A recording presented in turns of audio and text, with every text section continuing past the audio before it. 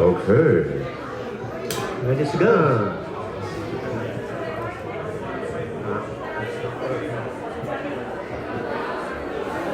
Hello. Hello and welcome to the NerdFest podcast. We are live upstairs at the Easter Fest, and with us today we have Peter Johnson, Ian McLaughlin. and our special guest who is here for Q&A, Mr. Ian Whyte. Yay! hello everyone. Thank you for such a So, is this your first time at the NerdFest events? Yes, it is. What have you seen so far that you've enjoyed? It's fantastic. I never cease to be amazed by the sheer dedication of the show. I mean, there's some amazing. Move you into the mic. That's a great. Well done. There's some amazing costumes around, which they say the time and effort that people put into is just absolutely amazing. So you're kind of known mainly, I would say, for being under quite a lot of makeup. Would that be fair? Yeah. I look good in the mask, is that what you're saying? So talk us through sort of some of the roles that you're best known for. Well, probably most notably the Predator from the Alien vs Predator franchise. So these were Alien vs Predator, the Requiem The films. sequel, Alien vs Predator Requiem. So you're just over 7 foot tall, is that right? That is correct. Yeah. So when you put the Predator costume on top of that, what's that like? Height-wise, it adds probably about 6 or 7 inches. The cowl and the helmet are quite large. So you're pushing 8 feet in that. About 7.5. So how long does it take to get prepared to get all that makeup on and costume? Is it fairly quick now, or? If we're talking about the Predator, it's not as lengthy as you might imagine. The makeup involved, and there's no prosthetics involved. The makeup involves just blacking out the eyes, so there's no skin tones that can be seen underneath the Predator mask. So no one's saying, "Hey, wait a minute, there's a guy in a rubber suit." We don't want that. We want to sell the whole package. It's actually an alien warrior. And getting into the costume takes roughly an hour. That's not too bad. Yeah. So when you're in that costume, what can you see? What can you hear? Who can you fight? Whatever I need to see in here, to be pretty honest. On the mask visor in the first movie used to mist up after about 5 seconds. So after 5 seconds, I was blind to that, and it had to come off again for the next take. The visor would be demisted, and we would start again. Simple as that. So what sort of skills? I presume it's acting, but given you can't use your face to any extent, what sort of skills did it take to sort of portray a predator or? I had one frame of reference when I was preparing for the first movie, and that was the original movie. I went through it frame by frame, trying to extrapolate any kind of nuance, any kind of performance device that I could use in my own performance. And I learned very, very quickly, the slightest nod of the head, small finger movement could convey a great deal of emotion. So it's more kind of a physical performance than anything else. Indeed, and it's all part of the whole package. Mm-hmm. So as well as the Predator, you also have an alien connection. You're referring to Prometheus, I am, probably. yes. Yes, so you were one of the engineers in Prometheus. I was the Last engineer. So I've seen the film about 4 or 5 times. Could you explain the plot to me? It's a trap. I'll tell you in terms of my character. See, in a nutshell, Wayland's wanted to meet his mate. He saw himself as a god figure, a god complex. He thought the engineer was a god, and he wanted to meet his maker, as I said. Nothing could have been further from the truth. The engineer is a truck driver. He had more in common with Idris Elba's character. than he did with Billy Mayer with the Godfathers.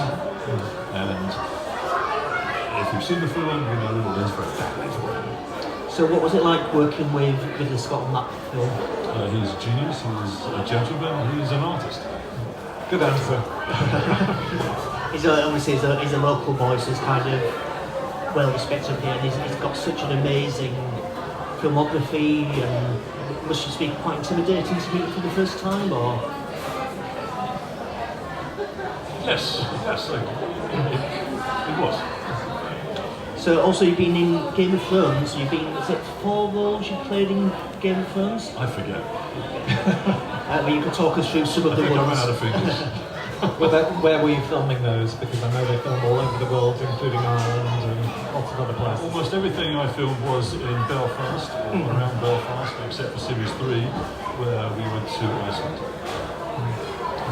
And again, that is what's it like being a cog in such a massive production that's filming all over the world and millions of people are watching? Absolute joy, really, really. Despite the grim nature of the storylines, we had so much fun. It seems like it was a very kind of close cast and stuff, because you were together for years and years. Absolutely. Now, your first career was a professional basketball player. When did that moment? When did it flip? What was the day that where you seen one of someone? Where was this in your form? How did this? It was quite simply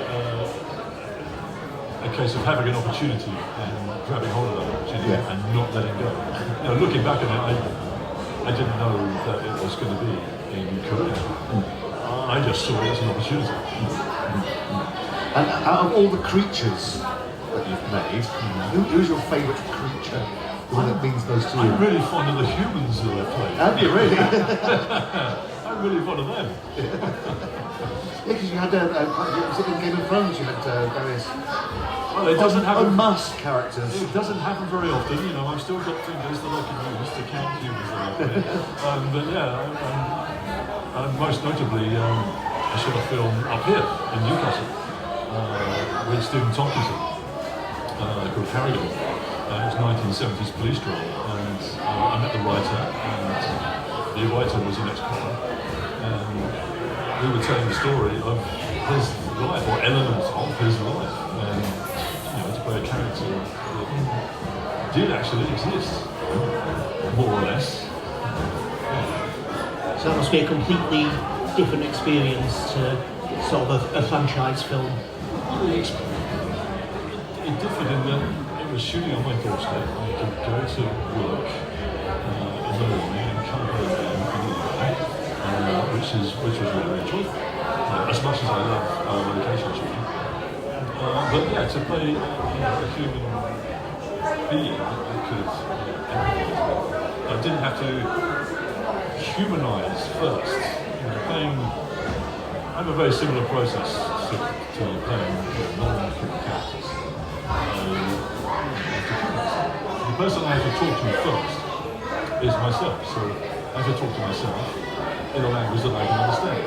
So, if we use the Predator as an example, I would go mad trying to figure out how an alien thinks.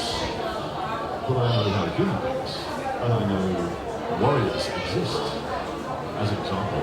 So the Predator is a warrior. So there's my starting point. Now I have a massive crush on Frances de la Tour. I believe you've worked with. I have.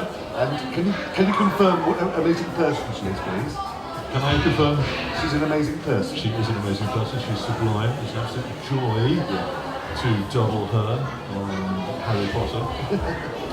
She was there every single day. She had immense stamina because at the same time she was shooting. She was on the stage at the West End doing history works. So she would film her shots first thing in the morning. Take over after lunch, and she would depart for the West End. I'm happy now. I'm die happy. So obviously you played a Predator, you've connected to the Alien franchise. Is there any kind of monster or creature that you would love to have played sort of historically, or maybe that you still could in the future? I'm currently sort of working on a play featuring Dracula. I'm not sure when or where it will go into production, but fingers crossed. There are, countless characters. And of course, there are lots of big sci-fi franchises being rebooted yet again. We've got 3 new Star Wars movies. We've got an Alien movie, an Alien TV series. Do you think there's any calls yet? Actors have always been very last people to find out. So, what are you doing here today? You're signing pictures downstairs, is that Yeah, right? just saying hi to the fans and having a good time. And other than Dracula, hopefully in the future, is there anything else you can give us a hint about that you'll be working on? I have a lovely werewolf horror movie coming out later on this year, hopefully, called Year 2, starring Frank Grillo and directed by Steven Seymour. Oh, that sounds exciting. I love a good werewolf movie. I love this one. Do we have any questions from the audience, from anybody who'd like to ask Ian anything while he's here?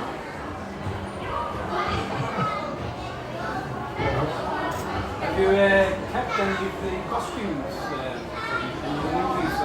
No, I used to maintain that I make terrible souvenirs, but last weekend I was reunited with a costume that I wore on AWP Requiem, and it didn't smell half as bad as I thought. Is it weird when you meet someone in cosplay dressed up as one of the characters you've been? To sit there and compare height, or how does it work? Whether you No, it's not weird at all. No, not after 20 years.